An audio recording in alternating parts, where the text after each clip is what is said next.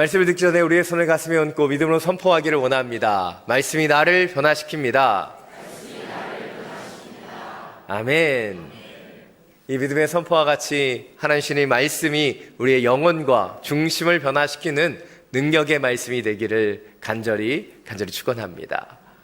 저는 어린 시절에 오락실에 자주 가곤 했습니다. 여러분 얼굴 보니까 다 다니셨던 것 같은데 안 가본 것처럼 생각하시는 분도 계시는 것 같아요. 근데 이 전자오락을 하다 보면 늘 잘 되진 않습니다.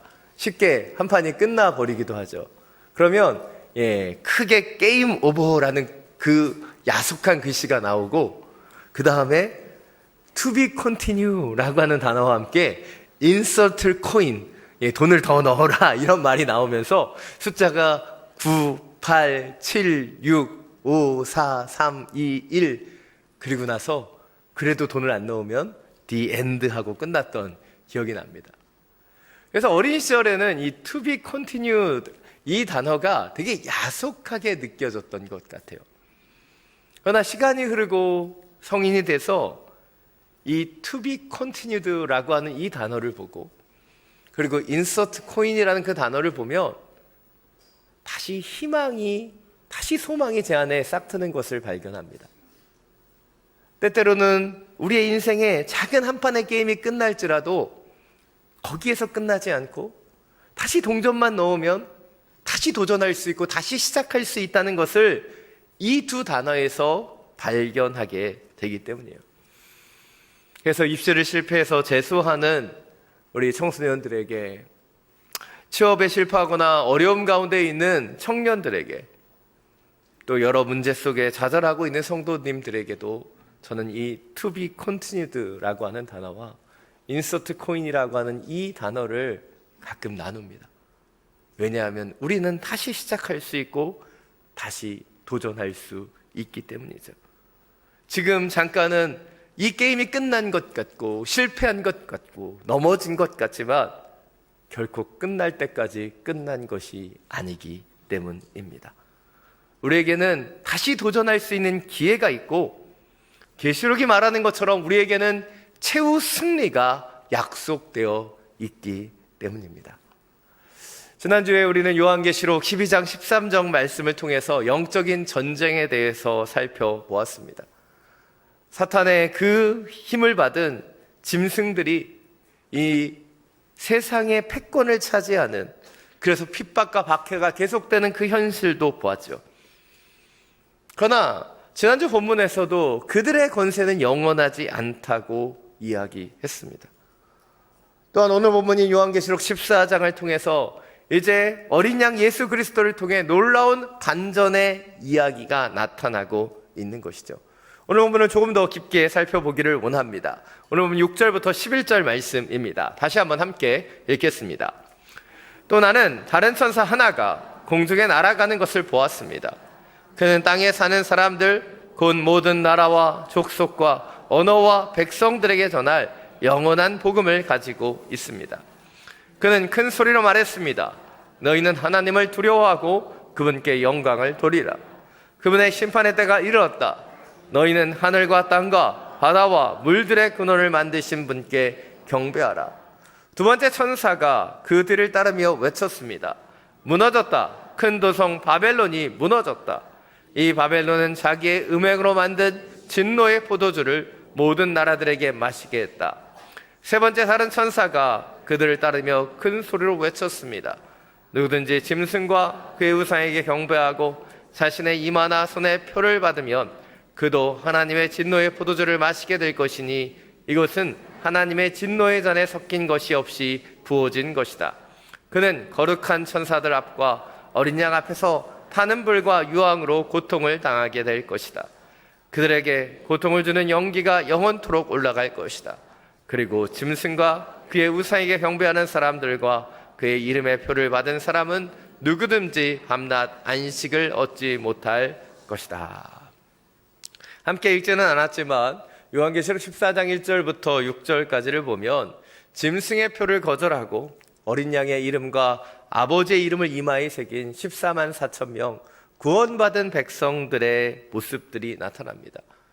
이들은 하늘 보좌에서 새 노래로 하나님을 찬양하고 있습니다.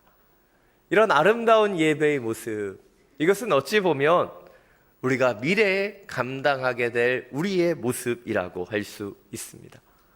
바로 이러한 아름다운 14만 4천 명의 찬양 가운데 사도 요한은 이어 3명의 천사들의 외침을 듣게 됩니다.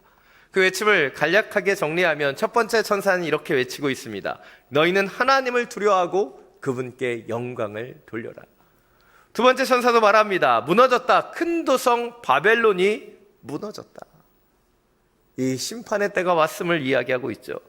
세 번째 천사는 좀 길게 얘기하지만 간략하게 줄이면 짐승과 그의 우상에게 경배하며 그 표를 받은 사람들은 하나님의 진노를 결코 피할 수 없다라고 그는 외치고 있습니다. 세 천사의 말을 정리해보면 이제 마지막 때가 왔으니 더욱더 여호와를 경외하라고 말하고 있는 듯 합니다. 여기에서 경외란 공경하면서도 두려워하는 거예요. 이 경외는 하나님을 향한 인간의 반응이라고 할 수 있습니다. 그렇다면 왜 우리가 하나님을 공경하면서도 두려워하는, 그렇게 경외해야 하는 것일까요? 그것은 이 경외는 강력하고도 초월적인 존재인 창조주에 대한 우리 피조물의 자세이며, 온전한 경외함은 이 세상의 악한 것들과 술수와 거짓을 떠나게 하는 참된 지혜가 되기 때문이에요. 잠언 9장 10절은 말합니다. 자막을 통해서 함께 읽겠습니다. 여호와를 경외하는 것이 지혜의 근본이며 거룩한 분을 아는 것이 슬기의 근본이다. 아멘. 이것이 오늘 첫 번째 포인트입니다. 우린 여호와 하나님을 더욱 온전히 알고 경외함을 통해서 이 땅의 모든 거짓된 권세와 그들의 힘을 능히 이겨낼 수 있어야 하는 거예요. 사랑하는 여러분, 우리가 하나님을 두려워하고 경외하면 우리는 이 세상을 결코 두려워하지 않게 됩니다. 그런데 우리가 이 세상을 살아가면서 이 세상의 것들을 두려워하고 걱정하고 염려하게 되면 우리는 하나님을 온전히 보지 못하게 되는 거예요. 많은 그리스도인들은 요한계시를 읽고 묵상하면서 7인, 7나팔, 7대접, 그런 심판에 주목합니다. 사탄의 권세를 가진 그 짐승들을 바라보며 그 심판과 그 세력들을 두려워하기도 합니다.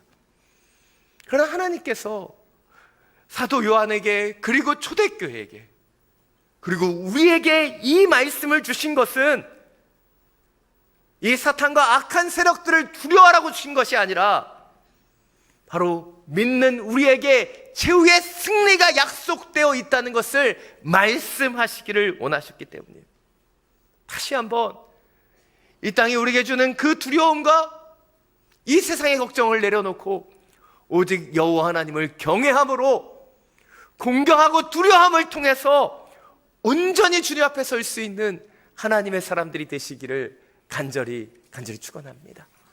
오늘 본 12절 13절입니다. 다시 한번 함께 읽겠습니다. 성도들의 인내가 여기에 있다. 그들은 하나님의 계명들과 예수에 대한 믿음을 지키는 사람들이다. 또 나는 하늘에서 말씀하시는 음성을 들었습니다. 말씀하시기를 너는 이렇게 기록해라. 이제부터 주 안에 죽은 사람들이 복이 있다. 그러자 성령께서 말씀하셨습니다. 그렇다. 그들이 수고를 그치고 안식할 것이다. 이는 그들의 행위가 그들을 따를 것이기 때문이다. 아멘. 오늘 본문은 성도를 이렇게 정의하고 있습니다. 성도는 인내로 하나님의 계명과 예수 그리스도에 대한 믿음을 지키는 사람이다. 성도란 어떤 사람인가? 믿음으로 하나님의 계명과 예수 그리스도를 따르는 사람이 성도라는 거예요. 그래서 이 믿음의 길을 걸어가기 위해서는 인내와 믿음이라고 하는 그 두 가지 중요한 것이 우리에게 필요합니다. 바로 믿음이 있어야지만 우리는 인내할 수 있기 때문이며, 인내함으로써 우리의 믿음이 증명될 수 있기 때문이에요.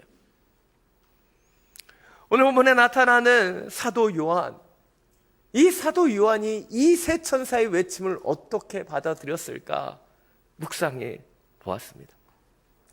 그는 믿음을 지키며 인내하며 살아왔지만 지금 그는 반모섬에 갇혀 있습니다. 믿음의 동역자들은 한 명씩 한 명씩 순교해서 그가 반모섬에 있을 때는 다른 모든 제자들은 이미 순교한 후였습니다. 그는 더 이상 믿음의 공동체를 지키지 못했고 홀로 반모섬에 유배되어 요동하고 흔들리고 있었어요. 그때 주님은 그에게 찾아오셨고 이 환상과 계시를 그에게 보여주셨습니다. 그리고 그에게 말씀하시고 계시는 것이죠. 이제부터 주 안에서 죽는 사람은 복이 있다. 많은 믿음의 순교자들, 그들의 끝이 죽음이 아닌 진정한 축복이라고 얘기하셨고, 또 14절 하반절에서 말씀하십니다. 그들의 수고를 그치고 안식할 것이다. 그들의 순교, 이 핍박과 환난 속에 죽음 가운데 들어간 그 제자들이 지금 주님 안에서 안식하고 있음을 이야기해 주신 거예요. 그러하게 사도 요한은 이 천사의 외침을 들으며 흔들리고 요동하며 끊임없는 핍박 속에 지쳐있던 그의 마음이 위로를 얻고 다시 한번 힘을 얻었을 것입니다. 개인적으로 저는 사도 요한이 요동하거나 흔들리지 않았다면 이 요한계시록은 이루어지지 않았을 거라고 생각합니다. 오늘 찬양할 때 우리가 결코 요동치 아니할 것이다 라고 찬양했지만 사실 우리의 믿음의 길에 우리는 늘 흔들리고 요동합니다. 그래서 주님은 그 요동하는 사도 요한을 인내와 믿음으로 살아갔지만 계속된 핍박과 어려움 속에 흔들렸던 그를 위하여 이 환상과 계시, 이 말씀을 통해서 그를 다시 붙잡아 주신 거예요. 흔히 요한계시록을 미래에 대한 책이라고 이야기합니다. 그러나 계시록은 미래에 대한 것만 말하고 있지 않아요. 최후 승리를 얻게 될 우리가 오늘을 어떻게 인내하고 어떻게 믿음으로 살아가야 하는지를 강조하고 있기 때문이에요. 사도 요한이 처했던 현실과 같이 지금 우리가 처해 있는 우리의 현실도 넉넉지 않습니다. 직장생활에 어려움도 있고 가정의 자녀들도 문제가 있으며 크고 작은 관계의 문제들, 경제적인 어려움과 육신의 연약함들도 있죠. 그러나 이런 현실 속에서 우리는 사도 요한이 이 하나님의 말씀과 계시를 통해 다시 한번 일어났던 것처럼 우리도 그 말씀을 붙잡고 인내하며 나아갈 수 있어야 되는 거예요. 이것이 오늘 두 번째 포인트입니다. 우리는 하나님의 약속의 말씀을 붙잡고 인내함을 통해 내일의 승로 나아갈 수 있어야 하는 거예요. 많은 성도님들이 착각하는 것 가운데 한 가지가 믿음이 좋으면 흔들리지 않을 거라고 생각하는 것입니다. 그러나 그렇지 않습니다. 믿음이 아무리 좋아도 우리는 다 흔들려요. 장로님들도 권사님들도 흔들립니다. 목회자인 저도 흔들려요. 2000년 전 사도 요한도 흔들렸습니다. 왜냐하면 우리는 연약하기 때문이죠.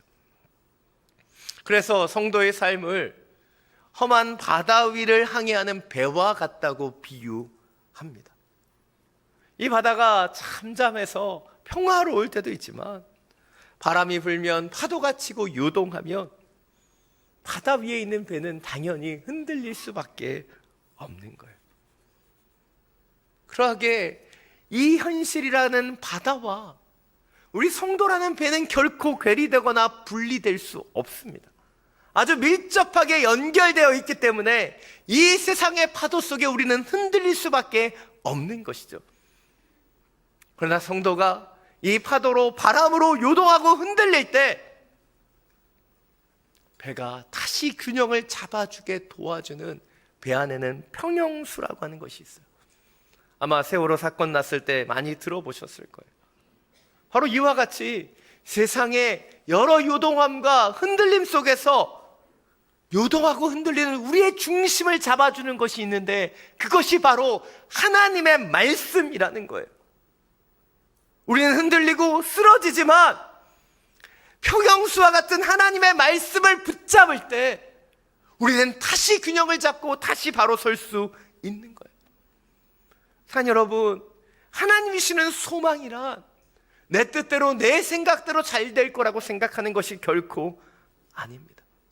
이 소망이란 하나님이 약속하신 말씀대로 내게 이루어질 것을 믿는 것, 그것이 소망이죠. 그래서 하나님의 약속을 붙잡을 때 우리는 요동하고 흔들리는 우리의 인생 속에 다시 한번 그 균형을 찾을 수 있는 힘을 갖게 되는 거예요. 오늘 사도 요한은 인내와 믿음으로 살아왔습니다. 그러나 박해와 핍박 속에서 그는 요동하고 흔들렸죠. 그런 그를 주님은 그냥 내버려 두시지 않고 이 계시록의 말씀을 주심을 통해 다시 한번 격려하고 칭찬하시는 거예요.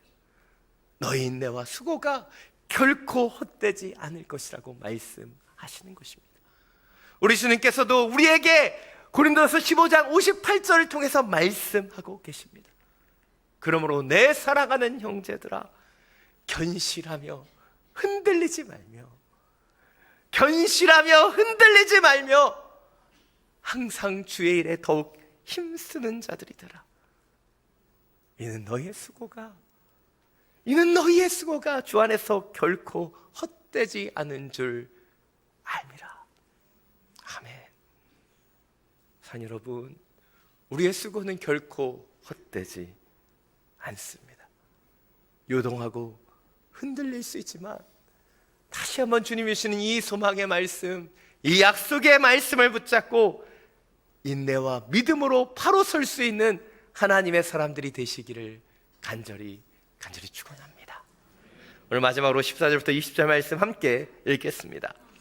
또 나는 보았습니다. 흰 구름이 있고 그 구름 위에 인자 같은 분이 앉아 있습니다. 그는 머리에 금 면류관을 쓰고 손에 예리한 낫을 들고 있습니다. 그때 다른 천사가 성전에서 나와 구름 위에 앉으신 분께 큰 소리로 외쳤습니다. 주의 낫을 보내 추수하십시오. 땅에 곡식이 무르익었습니다. 그러자 구름 위에 앉으신 분이 그분의 낫을 땅이 추수됐습니다. 다른 천사 하나가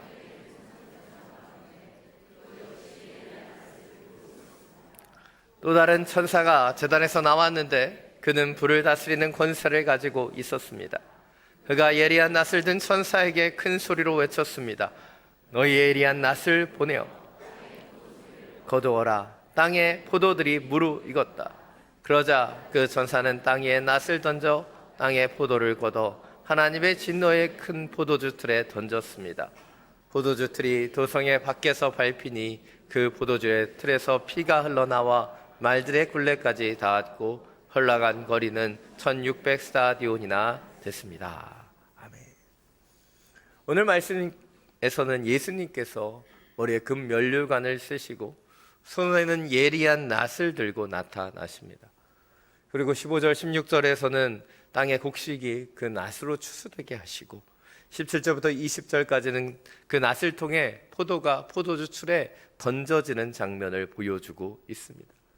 이 추수에 대한 환상은 마지막 날에 있을 결실과 심판을 상징하고 있습니다. 그렇습니다. 종말은 추수와 같이 두 부류로 나눠지는 것이죠. 구원받는 자들은 알고 것처럼 거두어지고 쓰임받게 된다면 심판받는 자는 가라지나 포도즙에 짓밟히는 것처럼 심판받게 되는 것이죠. 그렇다면 누가 심판받는 자가 되고 누가 구원받는 자가 되는 것일까요? 이 부분을 마태복음 25장은 이렇게 설명하고 있습니다. 인자가 그 영광 가운데 오셔서 양과 염소를 나누고 그들에게 말씀하시는 장면을 통해서 우리는 보게 됩니다. 먼저 양들로 구별된 의인에게 말씀하십니다. 너희는 내가 배고플 때 먹을 것을 주었고 내가 목마를 때 마실 것을 주었으며 내가 나그네 됐을 때 나를 맞아 드렸다. 그때 의인들이 대답하지요. 언제 우리가 그렇게 했습니까? 그리고 인자가 다시 말합니다. 지극히 작은 자 하나에게 한 것이 내게 한 것이다. 반대로 염소로 구별된 악한 자들에게도 말씀하시죠. 너희는 내가 배고플 때 먹을 것을 주지 않았고 내가 목마를 때 마실 것을 주지 않았다. 내가 나그네 됐을 때 너희는 나를 맞아들이지 않았다.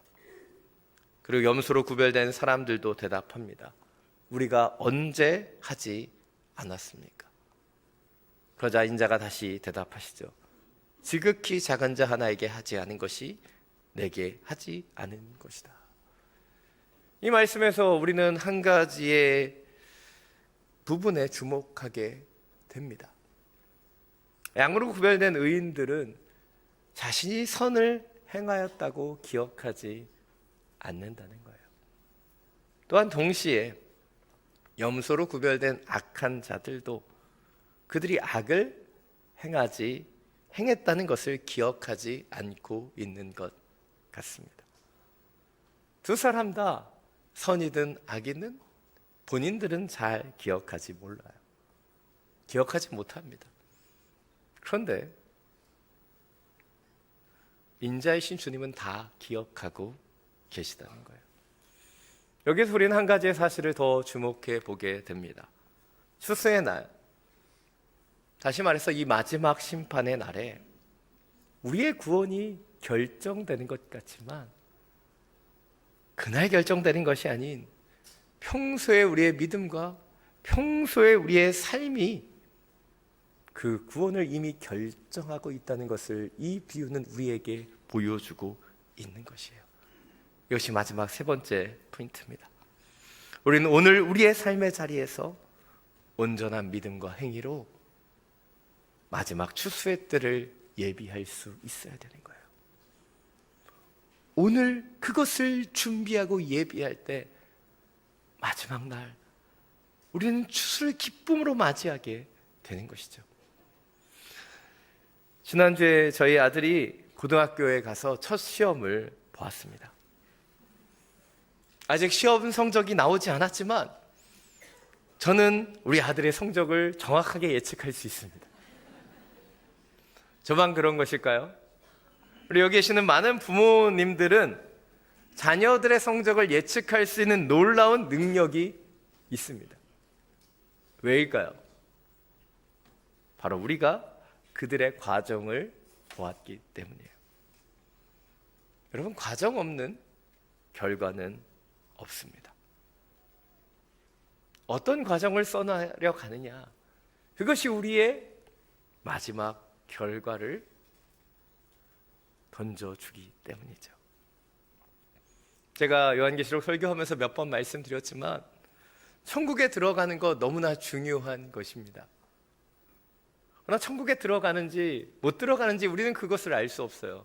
그러나 우리가 우리의 삶 속에서 계속해서 노력해야 되는 것은 오늘 우리가 천국에 어울리는 사람으로 빚어지고 지어지고 있는가 하는 부분이에요.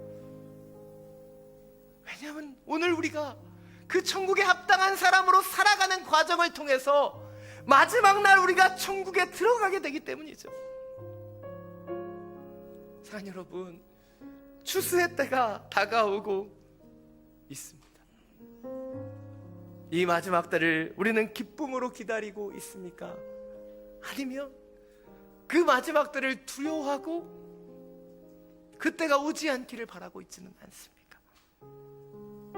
오늘 우리 계신 이 말씀을 통해서 더욱더 여호와 하나님을 경외하는 자가 되기를 원하며 약속의 말씀, 그 소망의 말씀을 붙잡고 이 어려운 시대를 믿음과 인내로 살아가게 되기를 원합니다. 그리고 이 믿음으로 오늘을 살아감을 통해 이 추수의 때를 예비하고 준비할 수 있는 바로 그런 하나님의 사람들이 되시기를 간절히 축원합니다. 이 시간 비준비하시니 이 찬양 함께 부르고 기도하며 나가기를 원합니다. 우리 주는 위대하며 능력이 많으시도다. 그의 지혜 무궁하니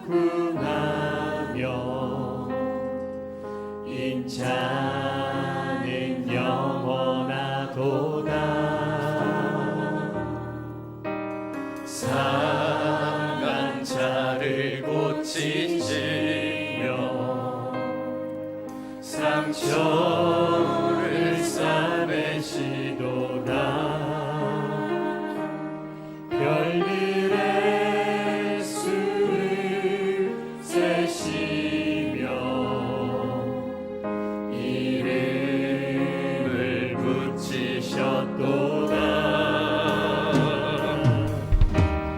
그가 구름으로 하늘을 덮으시며 땅을 위하여 비 준비하시는 예루살렘아 여호와를 찬송할지어다. 내 하나님을 감사함으로 그 앞에 나가며 주인제 앞에 경배해. 그가 구름으로 하늘을 덮으시며 땅을 위하여 비 준비하시는 그가 구름으로 하늘을 덮으시며 땅을 위하여 비 준비하시는 예루살렘아 여호와를 찬송할지어다. 내 하나님을 감사함으로 그 앞에 나가며 주인제 앞에 경배해. 예루살렘아 여호와를 찬송할지어다. 내 하나님을 감사함으로 그 앞에 나가며 주인제 앞에 경배해. 우리 한번 더 고백하며 예루살렘아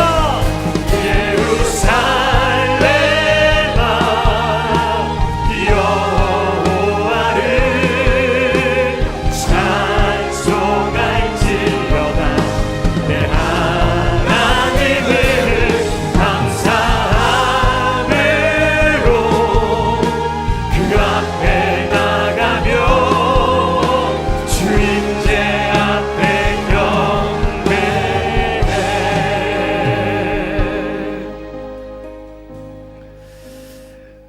이 시간 함께 기도하며 나아가기를 원합니다. 오늘 이 찬양은 시편 147편을 통해 작곡된 것이죠. 포로로부터 귀환했던 이스라엘 백성들, 그 예루살렘의 재건과 회복을 구하며 성전으로 올라가는 그들의 모습과 찬양을 담은 것이 이 찬양이죠. 우리의 삶 속에서도 이런 회복과 재건이 필요합니다.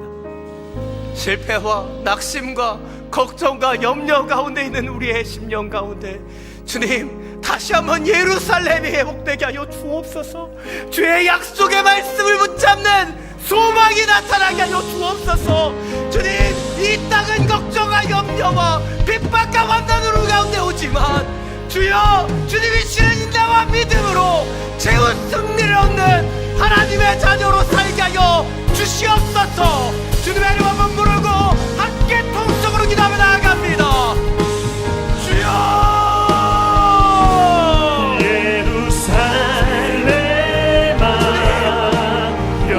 다시 한번 이 말씀을 붙잡고 예루살렘을 회복하는 주님을 가져가기를 원합니다.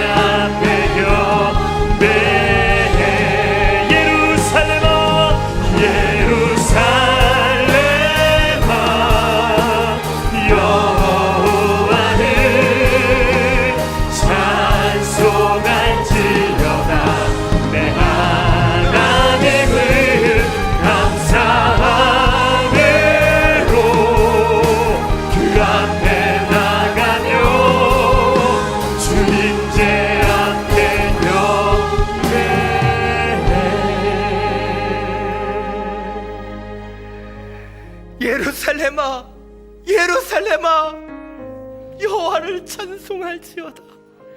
감사함으로 그 앞에 나아가 그 임재를 경외하며 나아가기를 원합니다.